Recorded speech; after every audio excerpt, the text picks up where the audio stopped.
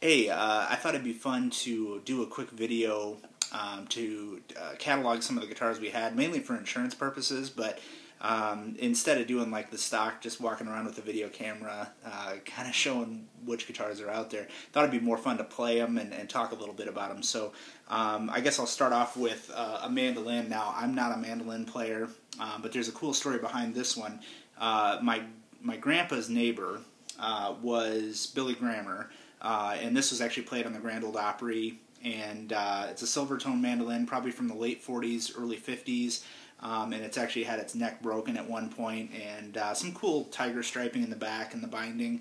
And again, I don't know a lot about playing mandolin, but it's just kind of a cool story, and Billy Grammer actually gave this to me personally, and it was very cool. Billy passed about a year ago here, but it's been played on a bunch of records, and just, you know, probably doesn't have a value just because it's kind of a special thing to me. So anyway, thought I'd show that one off.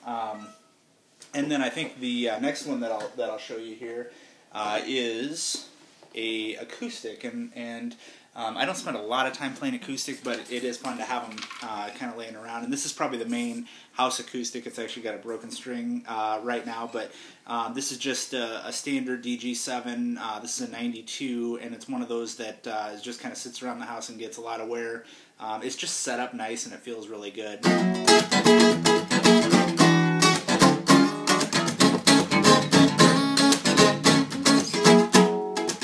So you get the basic idea of it. It's just a standard acoustic. And then there's another one that I play, you know, if I'm usually gigging out. This one here is a 1990 DG 30 CE. It's basically an acoustic electric. You'll see a lot of Fenders in my collection, but this one is you know, nice for plugging in and that kind of thing. And it's basically the same as that guitar there, but has a nice big full sound.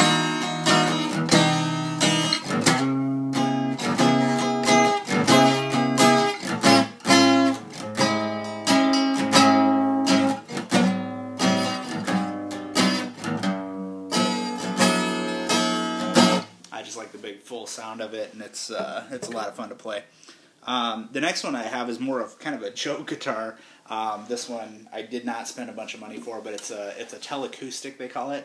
Another Fender, real small body. It's a fun one, just like if you're traveling. It's real easy to carry. Does have the rosewood neck and kind of has the old Ovation back on it. Bolt-on neck, pretty simple. But you can do a lot of, you know, anything you could on another guitar, and it's just a fun one to have around. So.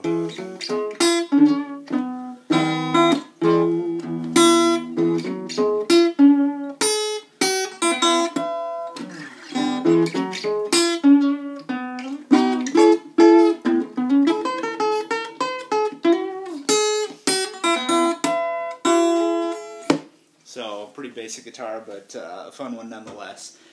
Next up, we'll move into some of the electrics. Now, for all the electric stuff, as far as rigs go, I play really simple. I have a Pod X3 Live, very influenced by Lincoln Brewster and how his setup is done, and so basically mimicking that setup. This one is it's an American Tele, 2005, and it's a Highway 1, so it has the matte finish instead of the shiny finish, and it has a maple neck. I don't play a lot of country stuff, but this would be like you know, a real good country guitar for stuff like that.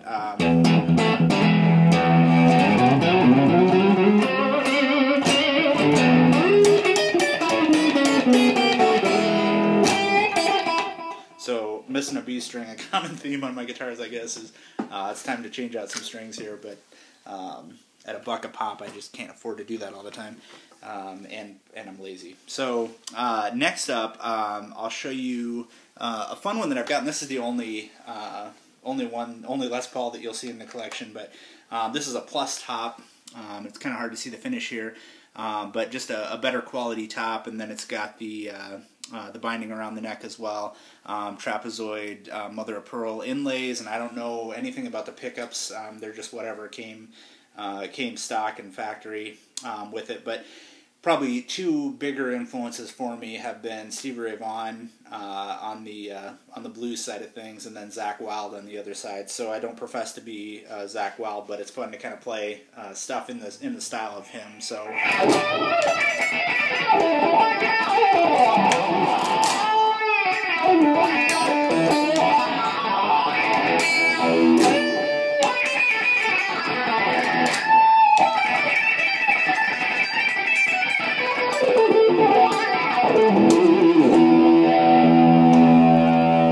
So you get the basic idea there. Just a fun rock guitar, AC/DC type stuff, any of that. Next one I'll show is the this is a 1970s Strat. This one is a 2007, and I just kind of really dug the finish on the guitar. It kind of had this bookend brown fade in, and then it kind of fades to black on the outside, which was just kind of unique. And I also dug the pickguard, just kind of a cool combination that they had together. And then rosewood fretboard, which is my favorite. This one is just a really stock sounding guitar. It's got the bigger 70s headstock, but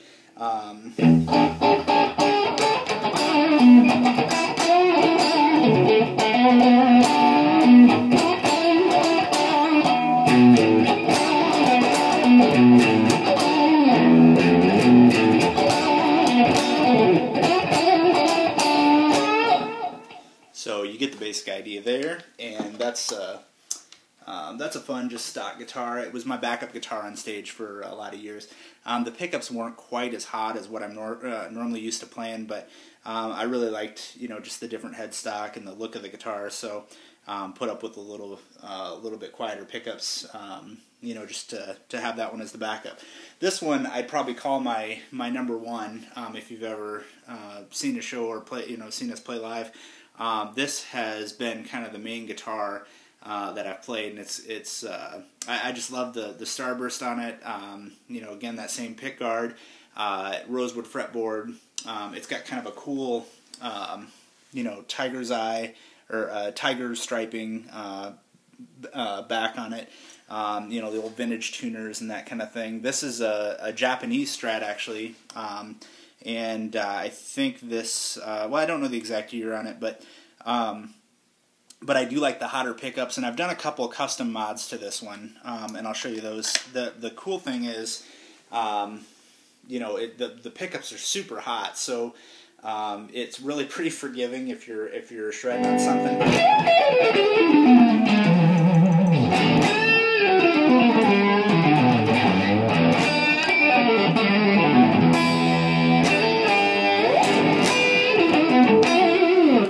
I love the real biting tone that it has, and it'll really scream.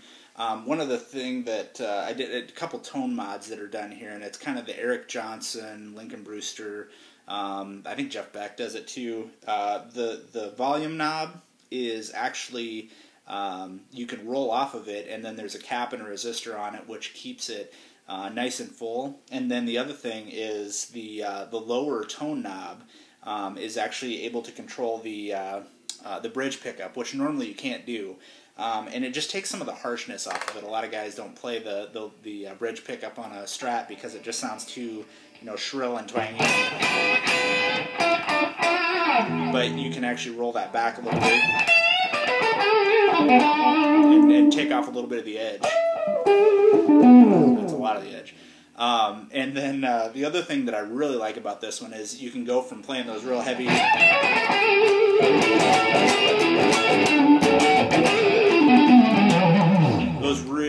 heavy ones, and then you can lay off and roll back the volume knob, and it'll really clean it up.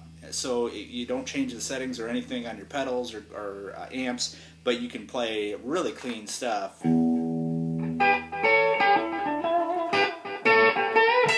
Now, normally when you do that on a Strat, if you don't have that mod there, it muddies and it just makes it sound real, closed up, and the highs, you lose some of the highs, you lose some of the lows, I think. But with this mod, it just keeps it really full, so you can go from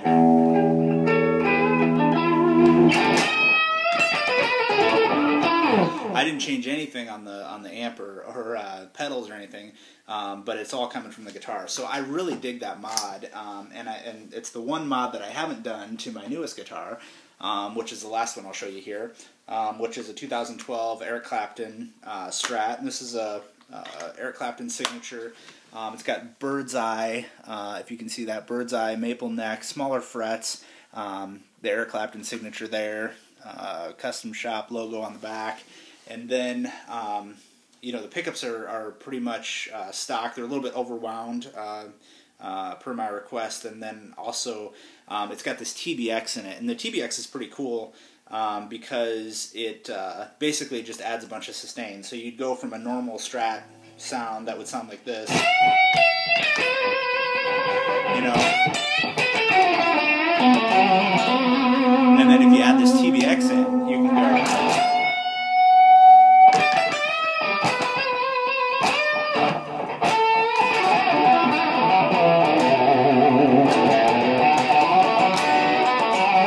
Adds in a ton of sustain, and then you can also shift it up, and it takes on some different tonal qualities too.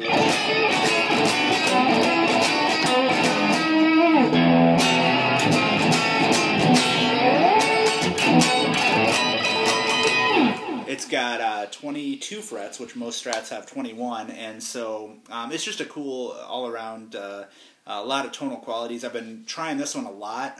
The last guitar that I showed you was the main one that I play, but this one I think could become my new favorite if I do that one modification on the volume control to roll it back a little bit. So with that, that's all the guitars, so hope you enjoyed, and have a good one.